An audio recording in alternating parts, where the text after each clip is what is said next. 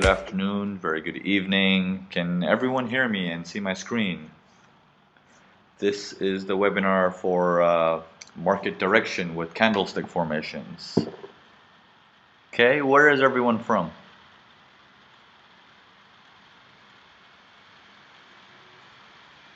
Okay, Australia, US, UK, Dubai, Egypt, Holland, Japan, Middle East, India, London, Slovenia, Malaysia, Perth, Miami, all right. Antarctica as well, wow. Okay, great. Okay, Spain. All right, so we've got people from all around the world here.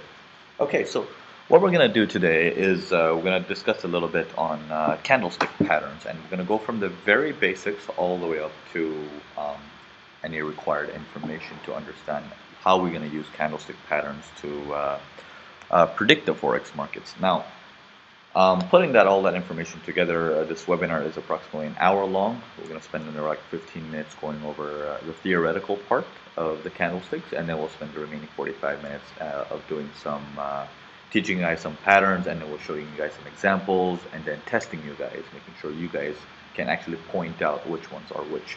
So we're going to do a little bit of everything, and little quizzes and interaction also. Yes, the webinar is recorded, and also the previous webinar on correlation, that should be out probably this week. This webinar should follow that immediately. Will come out together. So if there's any questions, try to see if you can hold them towards the end. If you are confused, ask me in between. If there's any issues with audio, I am sorry. Sometimes that happens due to my internet connection, but it is recorded, so just bear with me throughout the hour. Okay, so candlestick patterns. Okay, basic history on candlestick patterns. Okay, candlestick patterns were developed in the 18th century by this dude over here, who was a Japanese rice trader of the financial instruments. Okay, and then was brought to the Western world by Steve Nissen with his books, Japanese Candlestick Charting Techniques.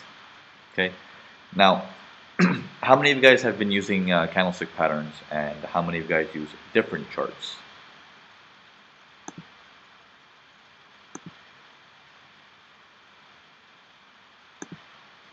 Okay.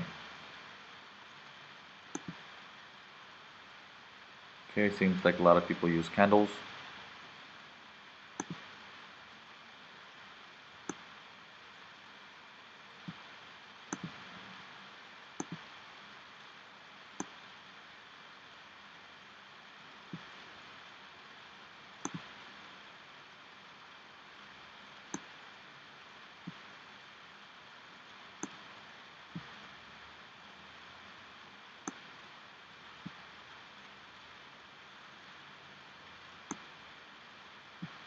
Okay. So, can everyone see the things drawn on my screen on the whiteboard, the blue and red candle? Okay, so going with the very basics, okay? Now, when the candle opens up, okay, what does the blue candle represent?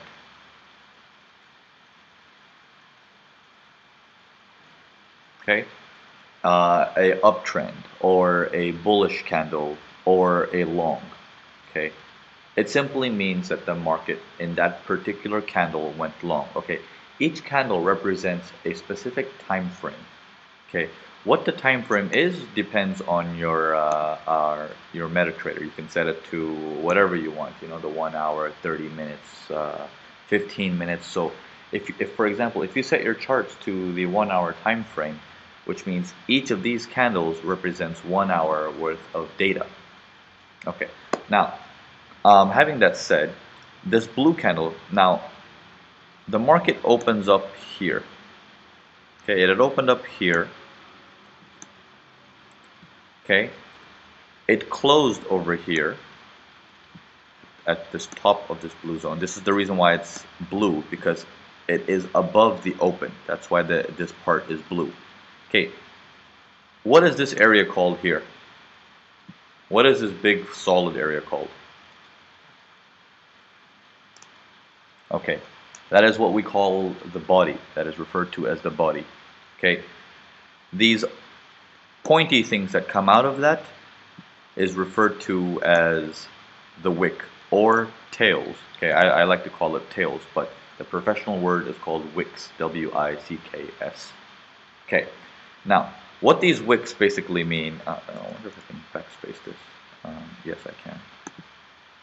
What these wicks basically mean is simply this: that is the highest point the market has gone to, and this one represents that is the lowest the market has gone to. So this tells you in this one, if you had a 1 hour chart running, this one particular candle tells you in this exact 1 hour, the market opened up here. This is the lowest point it's gone in that 1 hour. This is the highest point it has gone in that 1 hour. And the candle ended up closing at the end of the hour over here.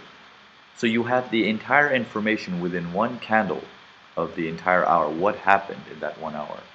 Okay, so the market ended up closing higher than it opened. That's why it's blue. Now, reverse the scenario, and then you have a red candle. The market opens up here at the top. Oh, sorry. My drawing is like Fibonacci and Picasso. Okay, and the market closed down here.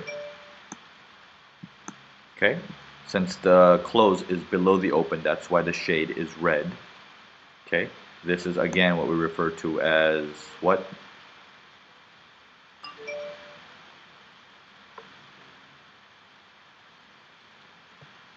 Okay, good. Body. Also, and then this is the highest point the market has gone to, and this is the lowest point the market has gone to. Okay, now these tails or wicks that come out, they always tell a story. Okay, it gives you an indication of pressure in the market, but we'll get into that much later. Okay, right now we got the basics down. Okay, so started in the 18th century. This is a new way of looking at the markets. Before it was just a whole bunch of lines going up and down, which is what we call the line chart. And then this was brought into the game, and you know all the data is consolidated into one candle, and it makes sense. Okay, so let's get back to the screen sharing. In fact, let me open up some notes first.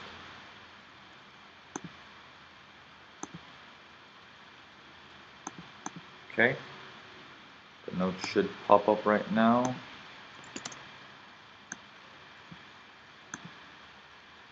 Okay, we're going to discuss a couple of things.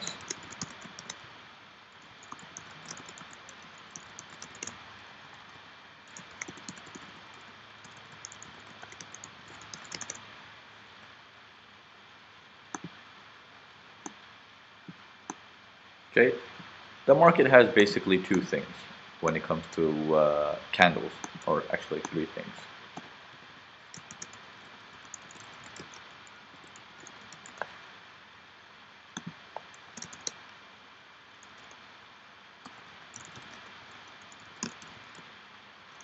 Okay, consolidation basically means there's no direction. You can't really understand which way it wants to go. It's just stuck in the middle. Okay, we'll discuss that as well.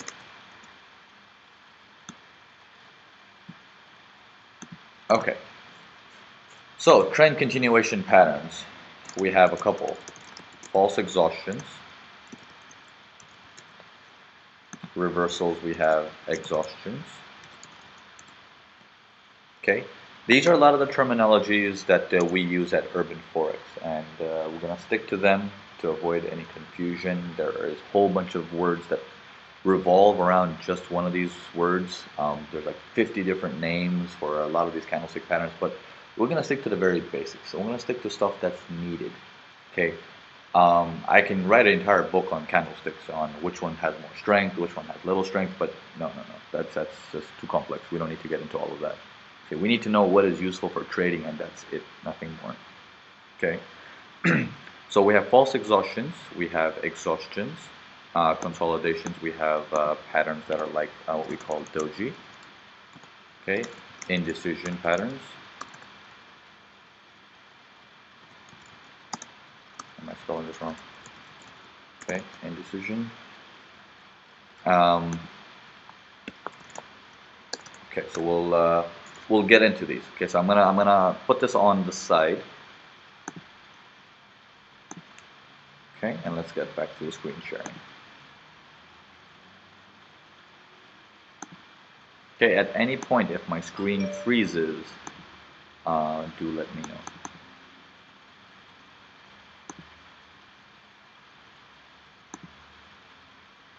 Okay, so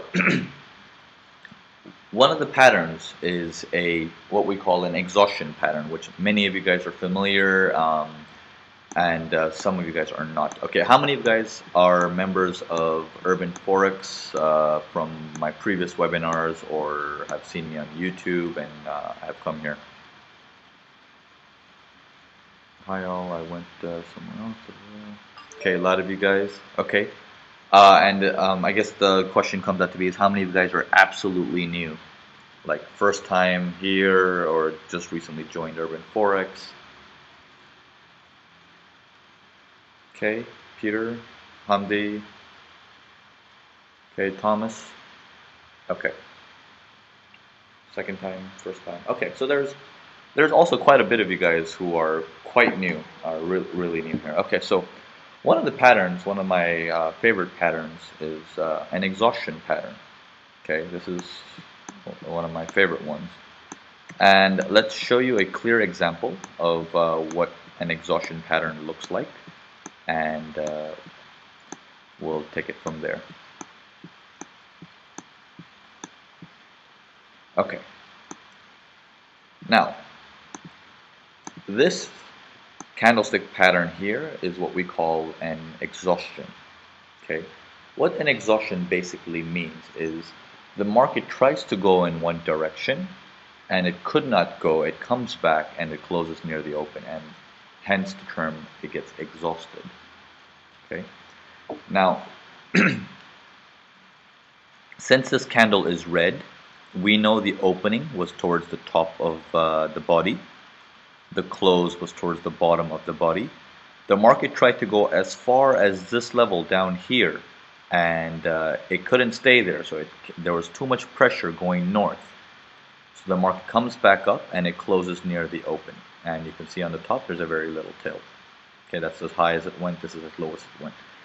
So this tail that you see is very significant. You know, look at the size of this candle. First of all, it's a pretty decent sized candle compared to the past. It's a very large candle. The tail is sticking out. You can see it from a distance. If you hadn't seen the market in the future, if you were just to go like right there, you can actually spot this from a distance and be like, wow, look at that tail. Like, it's huge. Okay. When you have an exhaustion candle like this indicates a reversal in the market, a change in trend. Okay. It could mean a change in the temporary trend. It could also mean a change in the long-term trend. But we can get into all of that stuff later. As of right now, this candle indicates a reversal in the market. Okay.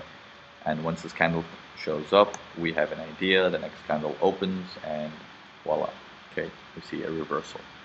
And this happens all the time. Now, how big the exhaustion candle is makes quite a big difference. Take a look at this particular pattern. This is also an exhaustion candle. But look at the strength of the last candle. Look how strong that's coming down.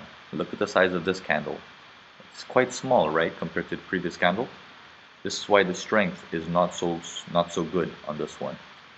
So you must also make sure that when you have an exhaustion candle, it's a pretty decent sized candle that can hold some weight and say, okay, now take a look at this pattern. Also what we call an exhaustion candle. See, now the reason why you don't have a color on this one is because the open and the close ended up at the same price. This is why you don't see a body. Okay, there's a very small tail on top. This is how low as it went. The